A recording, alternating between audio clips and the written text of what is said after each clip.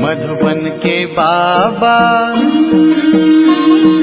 मधुबन के बाबा मुरली वाले, आपका क्या कहना, आपका क्या कहना। ओम शांति। आज 25 दिसंबर 2023 के साकार मधुर महावाक्य हैं। आज मीठे मीठे बाप दादा बोले, मीठे बच्चे, बाप हर बात में कल्याणकारी है, इसलिए जो डायरेक्शन मिलते हैं उसमें आनाकानी न कर श्रीमत पर सदा चलते रहो। बाबा ने कहा, मीठे बच्चे, बाप हर बात में कल्याणकारी है, इसलिए जो डायरेक्शन मिलते हैं उसमें आनाकानी न कर श्रीमत पर सदा चलते रहो। बाबा ने आज प्रश्न पूछा कि नौधा भक्ति और नौधा पढ़ाई दोनों से जो प्राप्तियां होती हैं उसमें क्या अंतर है। तो उत्तर में बाबा ने समझाया कि नौधा भक्ति से सिर्फ साक्षात्कार होता है। जैसे श्री कृष्ण के भक्त होंगे तो उन्हें श्री कृष्ण का साक्षात्कार होगा, रास आदि करेंगे, लेकिन वे कोई बैकुंठपुरी व श्री कृष्णपुरी में नहीं जाते। और तुम बच्चे नौधा पढ़ाई पढ़ते हो तो जिससे तुम्हारी सब मनोकामनाएं पूरी हो जाती हैं, इस पढ़ाई से तुम वैकुंठपुरी में चले जाते हो। मुरली का गीत है, आज नहीं तो कल। ओम शांति। यह किसने कहा कि घर चल। किसी का बच्चा रूठ कर चला जाता है तो मित्र संबंधी आदि उनके पिछाड़ी जाते हैं, कहते हैं रूठे क्यों हो, अब चलो घर। यह भी बेहद का बाप आकर सब बच्चों को कहते हैं, बाप भी है, दादा भी है, जिस्मानी भी है तो रूहानी भी है। कहते हैं, हे बच्चे, अब घर चलो, रात पूरी हुई है, अब दिन होता है। ये हो गई ज्ञान की बातें, ब्रह्मा की रात, ब्रह्मा का दिन। ये किसने समझाया। बाप बैठ ब्रह्मा और ब्रह्मा कुमार कुमारियों को समझाते हैं। आधा कल्प है रात, अर्थात पतित रावण राज्य अथवा भ्रष्टाचारी राज्य, क्योंकि आसुरी मत पर चलते हैं। अब तुम श्रीमत पर हो। श्रीमत भी है इनकॉग्निटो। हम जानते हैं बाप खुद आते हैं, उनका रूप अलग है, रावण का रूप अलग है। उनको 5 विकार रूपी रावण कहा जाता है। अभी रावण राज्य खलास होगा, फिर ईश्वरीय राज्य होगा। राम राज्य कहते हैं ना, सीता के राम को नहीं जपते हैं, माला में राम राम जपते हैं ना, वह परमात्मा को याद करते हैं जो सर्व का सदगति दाता है, उनको ही जपते रहते हैं। राम माना गॉड।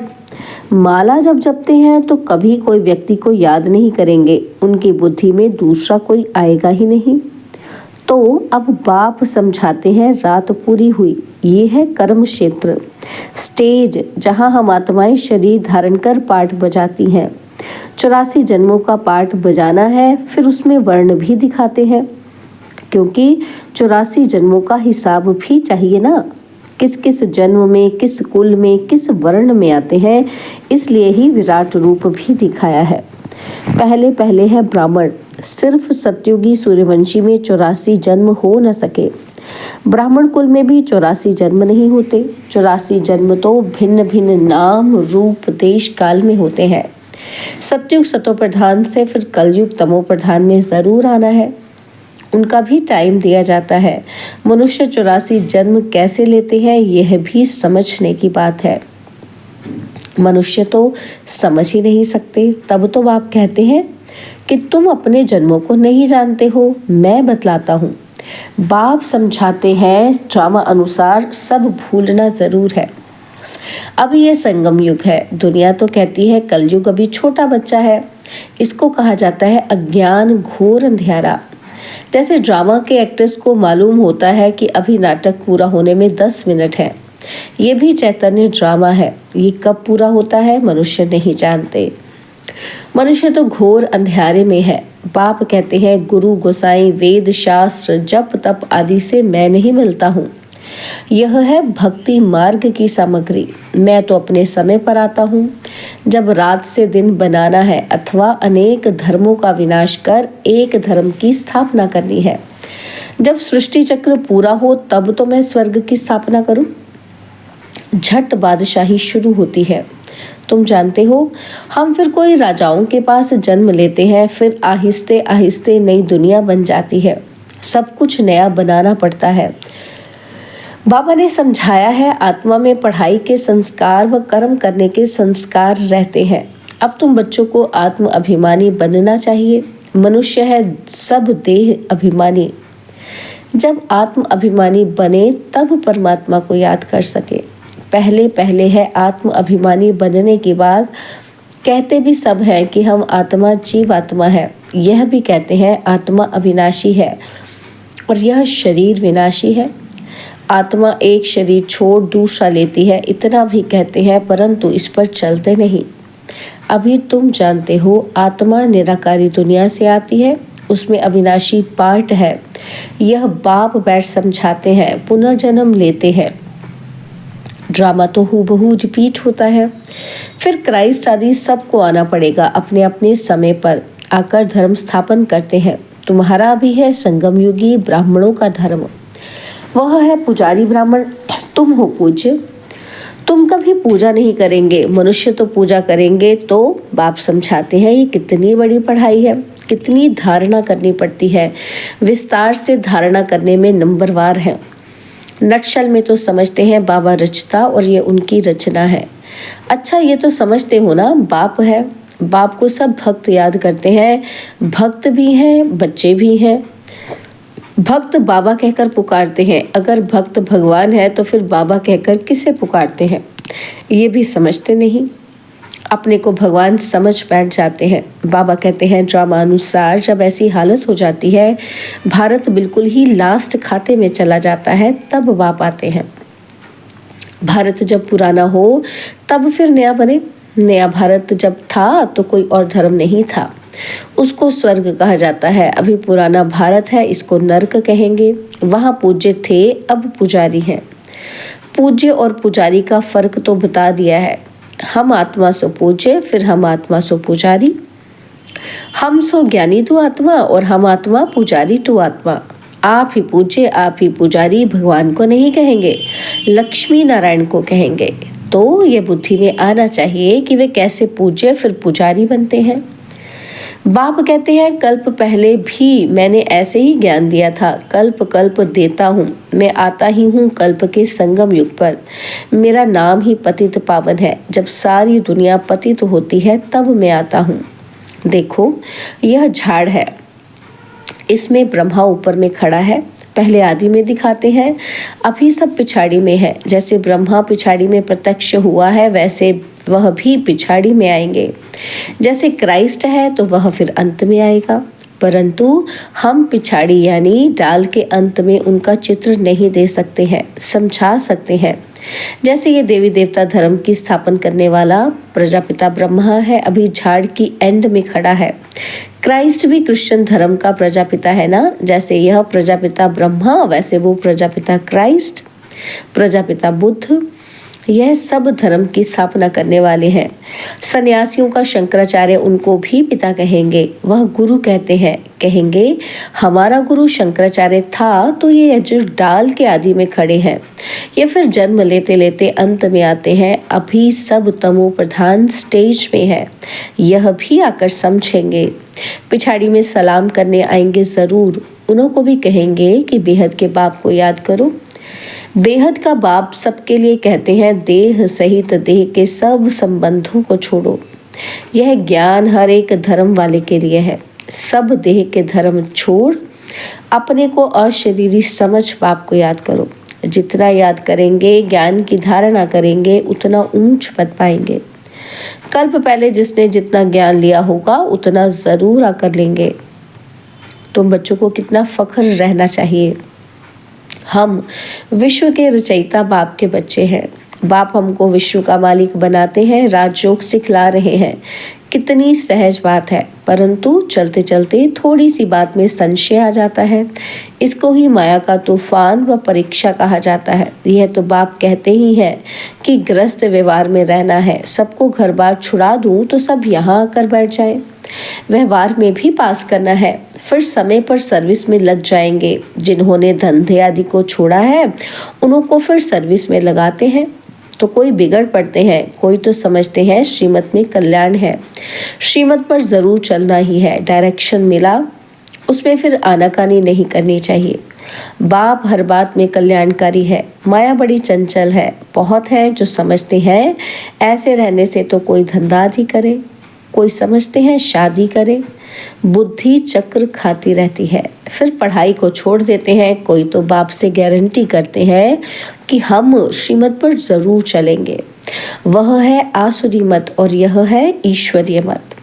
आसुरी मत पर चलने से बहुत कड़ी सजाएं खाते हैं। उन्होंने फिर गरुड़ पुराण में डराने की रोचक बातें लिख दी हैं, जिससे जास्ती पाप न करें, परंतु फिर भी सुधरते थोड़ी ही हैं। ये सब बाप समझाते हैं। ज्ञान का सागर कोई मनुष्य नहीं हो सकता। ज्ञान का सागर नॉलेजफुल बाप समझा रहे हैं। जो समझते हैं वो फिर समझाते हैं। कहते हैं ये बात ठीक है, हम फिर आएंगे। बस प्रदर्शनी से बाहर निकले और खलास। हाँ, कोई 2-3 भी निकले तो भी अच्छा है। प्रजा तो बहुत बनती रहती है। वर्षा पाने लायक कोई मुश्किल निकलते हैं। राजा रानी के 1-2 बच्चे होंगे, उनको राजकुल का कहेंगे। प्रजा तो कितनी ढेर होती है। प्रजा तो झट बनती है, राजाएं थोड़ी बनते हैं। 16,108 त्रेता के अंत में जाकर बनते हैं। प्रजा तो करोड़ों की अंदाज में होगी। ये समझने की बड़ी विशाल बुद्धि चाहिए।